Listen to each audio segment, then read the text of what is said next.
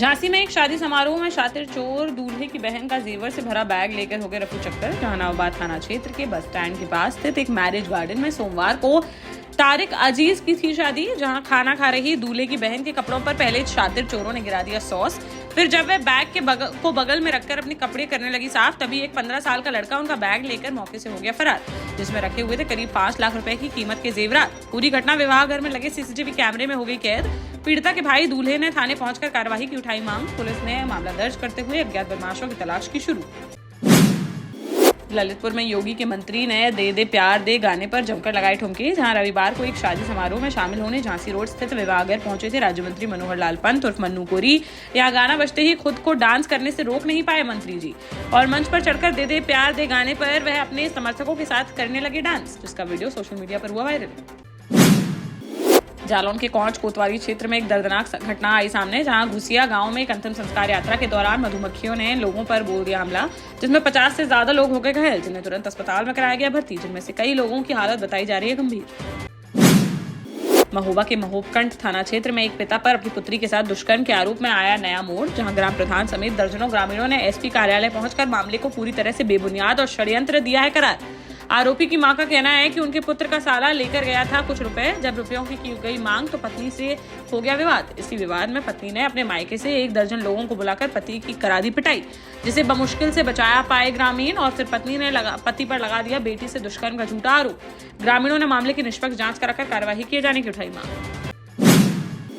झांसी के रक्षा में हुए नंदकिशोर हत्याकांड का पुलिस ने 3 दिन में ही कर दिया खुलासा। जहां राजापुर गांव में रहने वाले नंदकिशोर अहरवार का 6 फरवरी को घर के पास से ही कर लिया गया था अपहरण।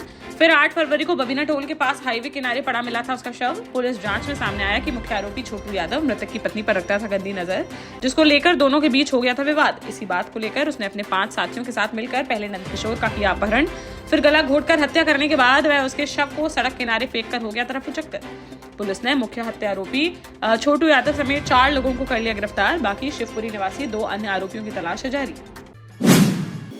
टीकमगढ़ न्यायालय ने बुंदेलखंड के प्रसिद्ध जैन तीर्थ स्थल पपोरा ट्रस्ट के वर्तमान और पूर्व पदाधिकारियों के खिलाफ एफआईआर दर्ज करने के दिया आदेश।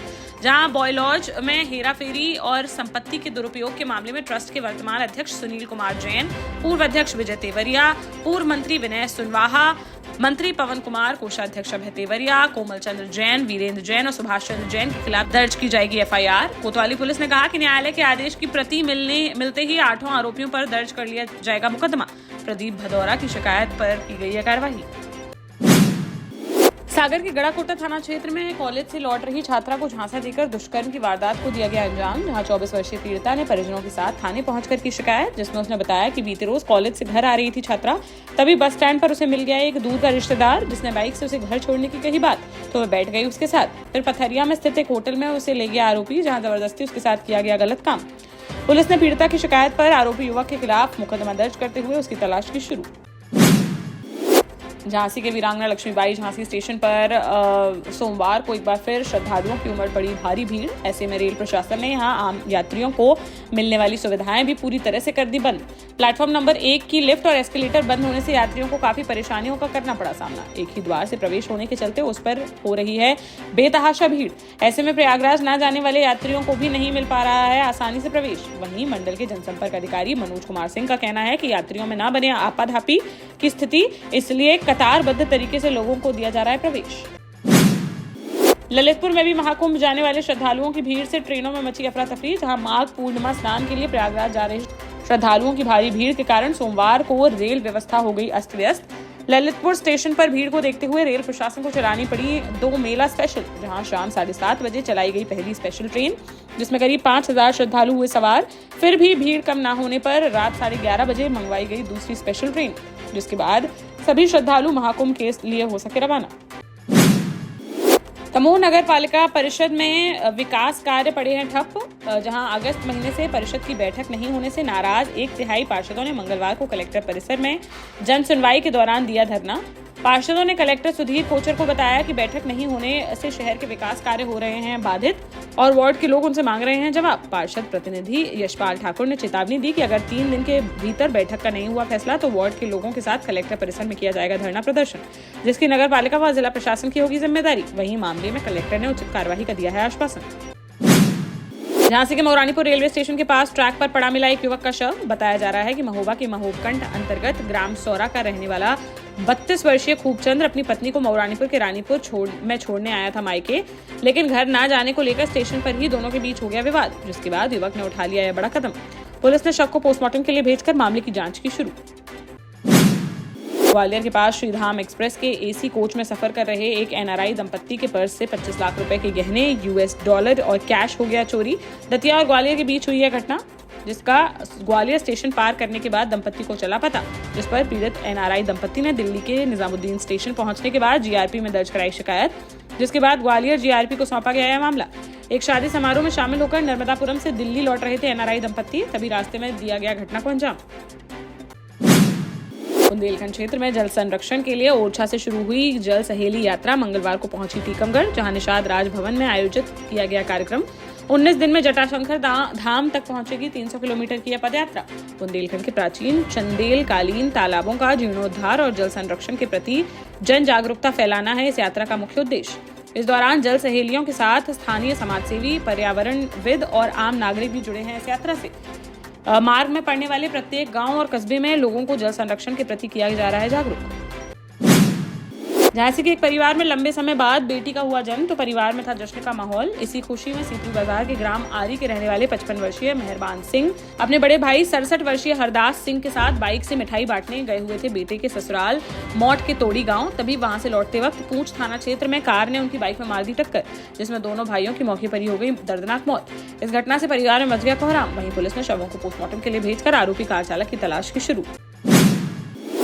दतिया के भांडेर विधानसभा से कांग्रेस विधायक फूल सिंह बरैया ने चंबल रेंज के आईजी को लिखा एक पत्र, जिसमें उन्होंने क्षेत्र में चल रही कई अवैध गतिविधियों के खिलाफ लगाए हैं गंभीर आरोप। विधायक ने पत्र में कहा कि क्षेत्र में पुलिस के संरक्षण में बेरोक टोक चल रहा है अवैध रेत खनन, मादक पदार्थों की तस्करी, जुआ और सट्टे का कारोबार। कई बार शिकायत के बावजूद नहीं की जा रही है कोई कार्रवाई। वहीं इस पत्र पर भांडेर एसडीओपी कार्णिक श्रीवास्तव ने सभी आरोपों को खारिज करते हुए कहा कि ये आरोप है बिल्कुल निराधार। झांसी में वाल्मीकि समाज सेवा समिति के तत्वावधान में वाल्मीकि समाज के 7वें सामूहिक आदर्श विवाह सम्मेलन का होने जा रहा है आयोजन, जहां 16 फरवरी को मुक्ताकाशी मंच पर इस कार्यक्रम का किया जाएगा आयोजन, जिसमें 14 वरवधू एक दूसरे को वरमाला पहनाकर दाम्पत्य जीवन में करेंगे प्रवेश, जिन्हें समिति की ओर से घर गृहस्थी के सामान के साथ ही सोने चांदी के जेवरात किए जाएंगे भेंट। समाजसेवी डॉक्टर संदीप सरावगी इस कार्यक्रम के रहेंगे मुख्य अतिथि, जो पूर्व में भी वाल्मीकि कन्याओं के पैर पखार कर समाज के सामने जात पात और भेदभाव जैसी कुप्रथा के विरोध का अद्वितीय उदाहरण कर चुके हैं पेश। झांसी के मौरानीपुर थाना क्षेत्र अंतर्गत रानीपुर कस्बे में बरियाबेर रोड पर एसके कार बाजार का हुआ भव्य उद्घाटन, जहां संघर्ष सेवा समिति के संस्थापक डॉक्टर संदीप सरावगी को मुख्य अतिथि व ग्रामीण पत्रकार एसोसिएशन के प्रदेश मीडिया प्रभारी अभिनंदन जैन को विशिष्ट अतिथि के रूप में किया गया आमंत्रित, जिन्होंने फीता काटकर किया शुभारंभ। कार बाजार संचालकों द्वारा अतिथियों का माल्यार्पण एवं तिलक कर किया गया स्वागत। अंत में कार बाजार के संचालक धर्मेंद्र सिंह कुशवाहा, जय हिंद कुशवाहा, जहीर खान व आमिर खान ने जताया आभार। इस अवसर पर सोनू कुशवाहा, जानकी प्रसाद, मोहम्मद सुलेमान, बाल मुकुंद, प्रभु, डॉक्टर चंद्र प्रकाश, राकेश, तुलसी, रामस्वरूप, डॉक्टर बालचंद्र कुशवाहा समेत अन्य गणमान्य लोग रहे मौजूद।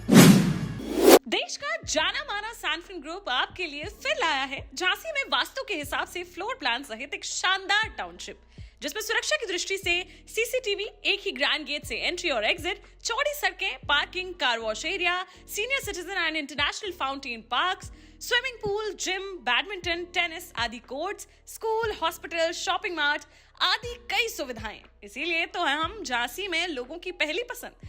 12 साल पहले अपने स्टार्टअप के साथ ही योग्य नेतृत्व, अनुभवी टीम और सक्षम सेंट्रलाइज और उत्तरदायी प्रबंधन के बल पर सबको घर गुणवत्ता के साथ समय पर घर की योजना के तहत सैनफिन समूह ने बहुत ही कम समय में 1500 से ज्यादा यूनिट्स को दिया है कब्जा।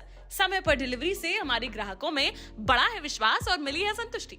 सैनफिन समूह ने बहुत कम समय में Sanfin Ashok city, green homes residency, green homes city, Sanfin Ashok valley, Delhi public school, Sanfin शाखा, केन सैनफिन अस्पताल सहित कई अन्य परियोजनाओं के साथ नई झांसी के निर्माण में स्थापित किया है एक बड़ा मुकाम। तो आप भी आज ही आइए अपने परिवार के साथ और कीजिए अपने सपने साकार।